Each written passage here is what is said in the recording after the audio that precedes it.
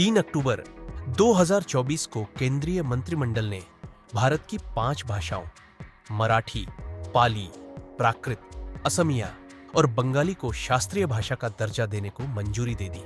क्या आप जानते हैं शास्त्रीय भाषा का क्या अर्थ है? शास्त्रीय भाषाएं वह ऐतिहासिक भाषाएं हैं जो बहुत लंबे समय से बोली जाती रही है तथा इनकी अनूठी परंपराएं और व्यापक साहित्यिक विरासत अन्य कई साहित्यिक रूपों और दार्शनिक लेखन को समय समय पर मार्गदर्शन देती रही है। भारत की सभी शास्त्रीय भाषाएं अन्य अनुसूचित भाषाओं के साथ भारतीय संविधान की 8वीं अनुसूची में मौजूद है। हालिया नवीनतम अनुमोदन के साथ भारत में मान्यता प्राप्त शास्त्रीय भाषाओं की कुल संख्या बढ़कर 11 हो गई है। इससे पहले वर्ष 2004 में तमिल शास्त्रीय भाषा का दर्जा पाने वाली पहली भाषा थी, जबकि 2005 में संस्कृत, 2008 में तेलुगु और कन्नड़, 2013 में मलयालम और 2014 में ओडिया को भी शास्त्रीय भाषा का दर्जा मिल चुका है।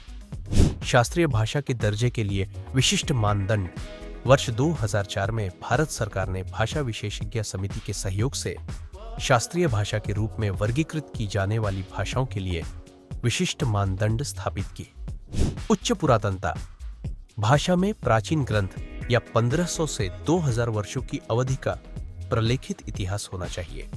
मूल्यवान विरासत प्राचीन साहित्य या ग्रंथों का पर्याप्त संग्रह होना चाहिए जिसे बोलने वालों की पीढ़ियों द्वारा लगातार संरक्षित और सम्मानित किया गया हो। मौलिकता भाषा में अन्य भाषाई समुदायों के प्रभाव से स्वतंत्र एक अद्वितीय और मूल साहित्यिक परंपरा होनी चाहिए। आधुनिक रूपों से भिन्नता शास्त्रीय भाषा और उसके समकालीन रूपों के बीच एक स्पष्ट अंतर मौजूद होना चाहिए जो प्राचीन और नवीन रूपों के बीच संभावित असंततता को दर्शाता है। शास्त्रीय भाषा के दर्जे से मिलने वाले लाभ को देखें तो जब किसी भाषा को आधिकारिक तौर पर शास्त्रीय भाषा के रूप में मान्यता दी जाती है तो उसे कई लाभ मिलते हैं जो उसके अध्ययन और संरक्षण को सुविधाजनक बनाते हैं। इन लाभों में शामिल है अंतरराष्ट्रीय मान्यता भारतीय शास्त्रीय भाषाओं में विशेषज्ञता रखने वाले प्रतिष्ठित विद्वानों को हर साल 2 प्रतिष्ठित अंतरराष्ट्रीय पुरस्कार प्रदान किए जाते हैं। उत्कृष्टता केंद्र उन्नत शोध पहलों को बढ़ावा देने और शास्त्रीय भाषाओं के अध्ययन के लिए समर्पित एक उत्कृष्टता केंद्र की स्थापना की गई है।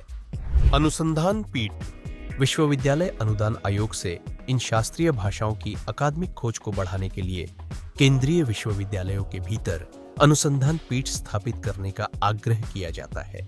आज का प्रश्न, निम्नलिखित कथनों पर विचार करें। 1.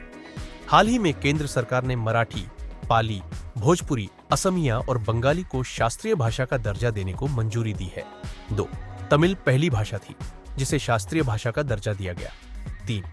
भारत की सभी शास्त्रीय भाषाएं संविधान की 8वीं अनुसूची में मौजूद है। उपर्युक्त में से कौन से कथन सत्य है? ए. केवल 1 और 2, बी. केवल 2 और 3, सी. केवल 1 और 3, डी. 1, 2 और 3।